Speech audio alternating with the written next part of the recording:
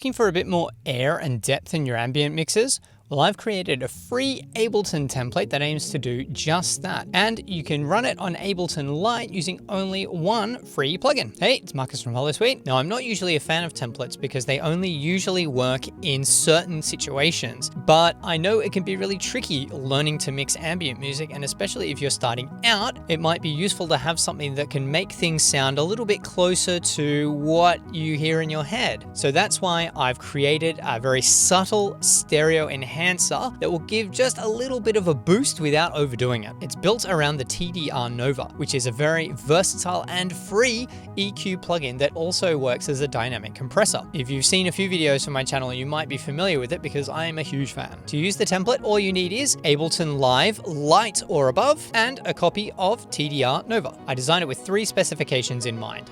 1, that it work on a relatively broad range of tracks. 2, that it be relatively subtle, so we're not going to overbake the stereo image. And 3, that it doesn't require you to buy anything new. It won't be perfect on everything, but in most cases, you'll get a nice little lift. You can download the template for free via the link in the description. If it works for you, let me know in the comments. If it sucks, let me know too. Your feedback really helps so that I can build better ones in the future. Okay, on to our demo. So let's take a look at our template. Here I have thrown it on a track. I've got it set at 0 to start with. This is a kind of a One Heart inspired track.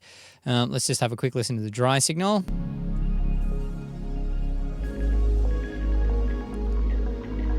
And then I'll slowly start turning on the effect.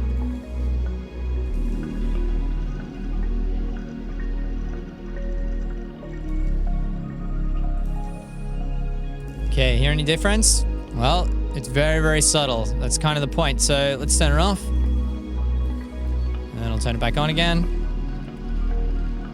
So particularly if you've got headphones on, you'll probably hear it a lot better. But we've got a bit more of a blooming in the kind of low mids, and then there's a little bit more kind of energy in the upper mids as well.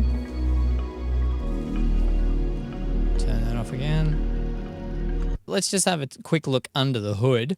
So inside here, I have 3 instances of TDR Nova.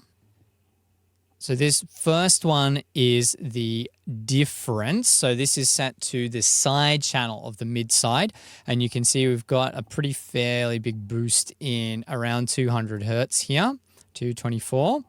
And then we've got another slightly smaller boost at 2K, 2054 Hertz. All right, so that's just affecting the side. So as it increases, we get more energy in those areas. Our second one is set to the sum channel. So that's the mid of the mid side. You can see there's a bit of a boost at 60 Hertz just to get a bit more bass. There's a slight dip at around 200 Hertz to kind of account for the fact that it's been brought up on the other side. And then right at the end, I've added just a little bit of tinkling at 20 kilohertz basically, but it'll just kind of jump up and down a little bit and add a little bit more sparkle to that. And then the last one is set to the stereo, and the idea is that it will just kind of pull everything back together at the end.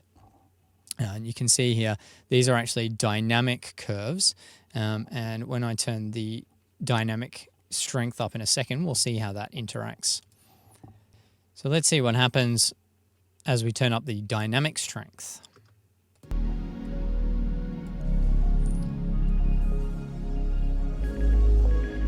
So you'll see things starting to bounce a little bit. Right, just starting to pop a little bit. So this is the dynamic EQ. So you can see these ones are pushing up in the mid and the side sections, and then the one in the stereo is pulling everything down a little bit. And the idea is that this final one is kind of trying to glue everything back together very subtly and give a little bit more tinkly at the top too. And the more we push the input gain, the more that's going to affect it. So if I keep turning that up.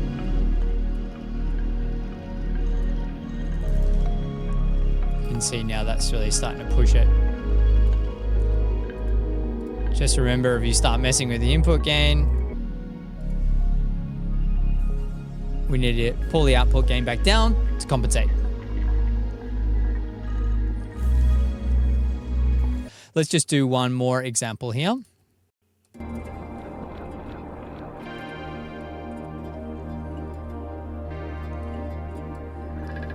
Okay, so let's start turning it up.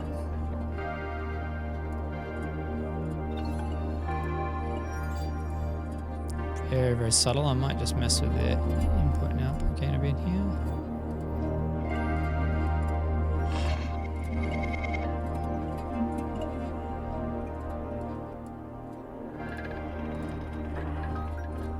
And turn up the dynamic strength a bit.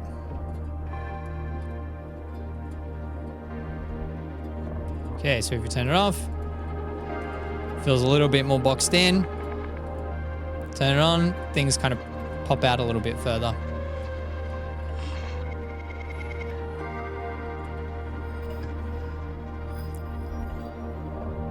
Dynamic strength somewhere in the middle here gives us a little bit of pop without overly compressing things.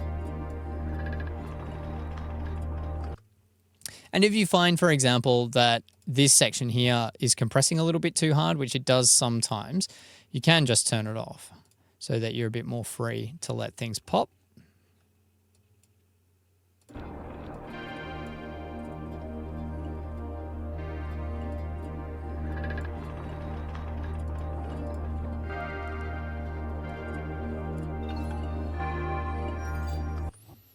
If you found this template helpful and you'd like to see more like it, please don't forget to give the video a thumbs up and subscribe to the channel. And if you're looking for more tips on giving your ambient mixers more width and space, check out this video next. Until next time, keep making music. Cheers.